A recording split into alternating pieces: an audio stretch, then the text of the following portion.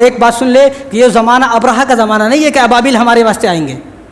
ये ज़माना उमर रज़ियल्लाहु अन्हु का ज़माना नहीं है कि दुश्मन उनसे डरकर हथियार डाल देंगे, दुश्मन उनके सामने झुक जाएंगे, दुश्मन उनसे डरकर भाग जाएंगे। और ये ज़माना सुल्तान सलाहुद्दीन अय्यूबी रहमतुल्लाह अलैह का ज़माना नहीं है कि उनके आंसुओं में दुश्मन डूब कर गर्क हो जाएगा, उनकी दुआओं से दुश्मन का सारा लश्कर समुद्र के अंदर डूब कर गर्क हो जाएगा। वो ज़माना नहीं है। और ये ज़माना आप सल्लल्लाहु अलैहि वसल्लम का ज़माना नहीं है कि आप सल्लल्लाहु अलैहि वसल्लम की वजह से हम पर रहम किया जाएगा। आप सल्लल्लाहु अलैहि वसल्लम के मौजूद होने की वजह से फरिश्ते नाजिल होंगे, जिब्राइल सलाम नाजिल होंगे, हमारी मदद की जाएगी। बल्कि ये ज़माना हम भोले भाले मुसलमानों का है, हमें अपनी मदद खुद करना है, हमें अपनी मदद खुद करना। ये वो ज़माना नहीं है सहाबा का ज़माना, हमारे फरिश्ते नाजिल होंगे। ये हमारा ज़माना है, हमें अपनी मदद खुद करना है और हमें अपनी मदद के लिए कोई जंग नहीं लड़ना है, हमें सिर्फ वोट डालना है। लेकिन हमारा मुसलमान कैसा है, वोटिंग के दिन सो गया, अब जालिम की हुकूमत आ गई, अब मस्जिद में आके बोल रहा मौलवी साहब क्या करना, जालिम की हुकूमत आ गई, तेरी वजह से आ गई जालिम, तेरी वजह से आ गई, तो तू वोटिंग के दिन सोया था।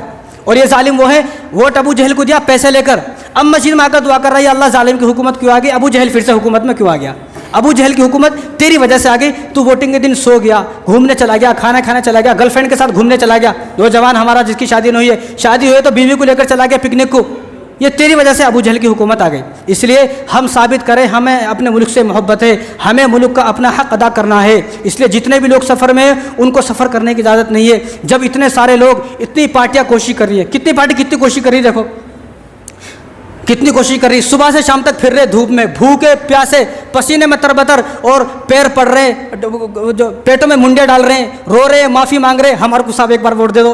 पागल थोड़ी है, बेवकूफ़ थोड़ी है वो, इतना जो इतनी कोशिश कर रहा है, वो आदमी इतनी कोशिश कर रहा है वोट लेने के वास्ते, और हम वोट डालने के वास्ते पोलिंग बूथ तक भी नहीं जा सकते। फिर कहना नहीं जालिम की हुकूमत क्यों आ गई। और ऐसे आदमी को 5 साल तक रोने की इजाज़त नहीं है, ना शिकायत करने की इजाज़त है। और इस आदमी पर तो जुल्म होना चाहिए, और इस आदमी पर तो मज़ीद जुल्म करना भी चाहिए हुकूमत को, कि जो आदमी वोटिंग के दिन सोता रह गया या घूमने चला गया। जो वोटिंग का दिन आता है वो घूमने का दिन नहीं आता, किस्मत बदलने का दिन आता है।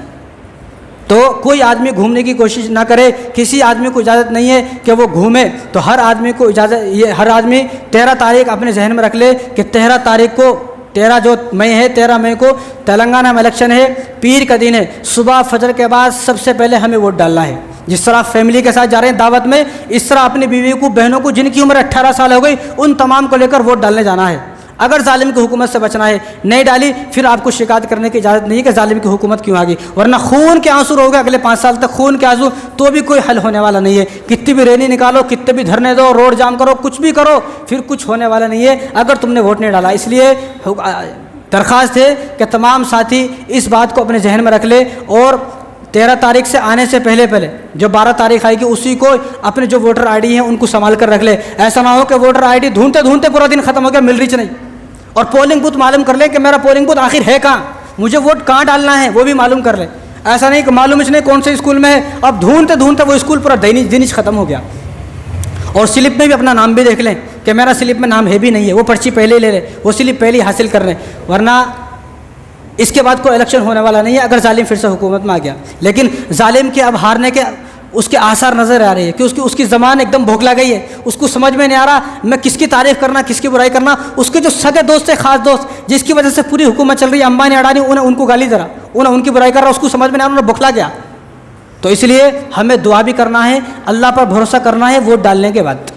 अल्लाह पर वोट डालने से पहले भरोसा नहीं करना है। अल्लाह पर कब भरोसा करना है? वोट डालने के बाद। जो लोग वोट डालने से पहले अल्लाह पर भरोसा कर रहे हैं तो मैं उनको कहता हूँ कि शादी मत करो, शादी मत करो। बच्चे होने की उम्मीद कैसा रखता, कहाँ से ज़मीन से होते क्या बच्चे? मत कर शादी, पानी मत पी, खाना मत खा, और अल्लाह पे भरोसा कर मैं खाना नहीं खाऊंगा। खाना खाने के बाद अल्लाह पे भरोसा क्या आता है, अब मेरा पेट भर गया।